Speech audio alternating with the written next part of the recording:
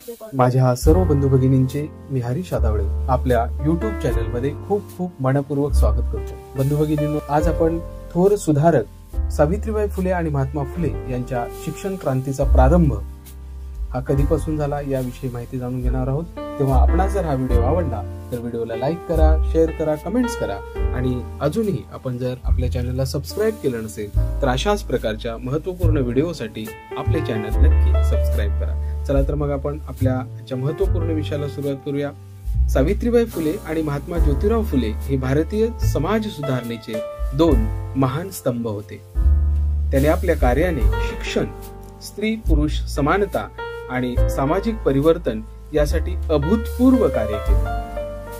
त्यांची शिक्षण क्रांतीची सुरुवात झाली ती 1 जानेवारी 1848 रोजी, जेव्हा त्यांनी पुण्यातील भिडेवाडा येथे भारतातली पहिली मुलींची शाळा सुरू केली। शिक्षणाची आवश्यकता आणि महात्मा फुलेंची दूरदृष्टी। त्या काळात भारतीय समाजात मुलींना शिक्षणापासून वंचित ठेवले जात होते।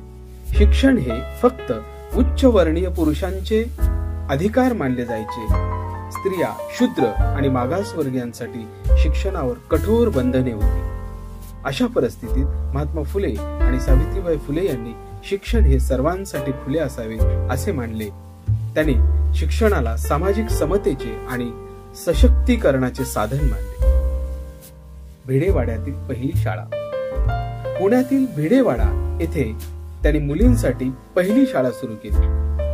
सावित्रीबाई फुले स्वतः या शाळेच्या पहिल्या शिक्षिका बनल्या। मुलींना शिकविणे हे त्या काळात अत्यंत धाडसाचे कार्य होते। शाळेत शिक्षण घेतल्यामुळे स्त्रिया विचार करण्यास, समाजातील अन्यायाविरुद्ध उभे राहण्यास सक्षम होऊ लागल्या। फुले दाम्पत्यांच्या संघर्षाची गाथा। सावित्रीबाई फुले आणि महात्मा फुले यांनी शिक्षणाची ज्योत पेटवली, पण समाजाने त्यांना मान्यता देण्याऐवजी विरोध केला। सावित्रीबाई फुलेंवर दगडफेक केली जात असे, त्यांच्यावर गलिच्छ शिव्यांचा वर्षाव होत असे। मात्र या साऱ्या विरोधाला धैर्याने तोंड देत त्यांनी आपले कार्य सुरूच ठेवले।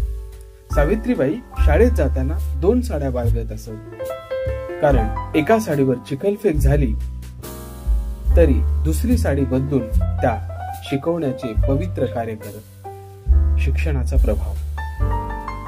या शाळेमुळे फक्त मुलींनाच नव्हे तर संपूर्ण समाजाला शिक्षणाचे महत्त्व पटले। या शाळेने स्त्रियांच्या शिक्षणाची चळवळ सुरू केली आणि इतर ठिकाणीही अशा शाळा उघडल्या जाऊ लागल्या।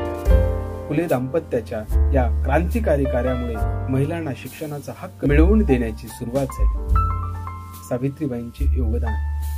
सावित्रीबाई फुले या केवळ शिक्षिका नव्हत्या, तर त्या समाज प्रबोधनकारही होत्या। त्यांनी स्त्रियांचे आधार, विधवांचे पुनर्विवाह आणि अस्पृश्यता निर्मूलनासाठी कार्य केले। शिक्षणाच्या माध्यमातून त्यांनी स्त्रियांच्या मनात आत्मविश्वास निर्माण केला आणि त्यांना सशक्त बनवले। सावित्रीबाई फुले आणि महात्मा फुले यांचे कार्य केवळ शिक्षणापुरते मर्यादित नव्हते, तर ते एक सामाजिक क्रांतीचे प्रतीक होते। त्यांनी सुरू केलेल्या शिक्षण चळवळीमुळेच आजच्या आधुनिक भारतात स्त्री पुरुष समानतेचा पाया घातला गेला आहे। त्यांचे जीवन कार्य प्रत्येकाला प्रेरणा देणारे आहे आणि त्यांची शिकवण आजही आपल्याला मार्गदर्शन करते।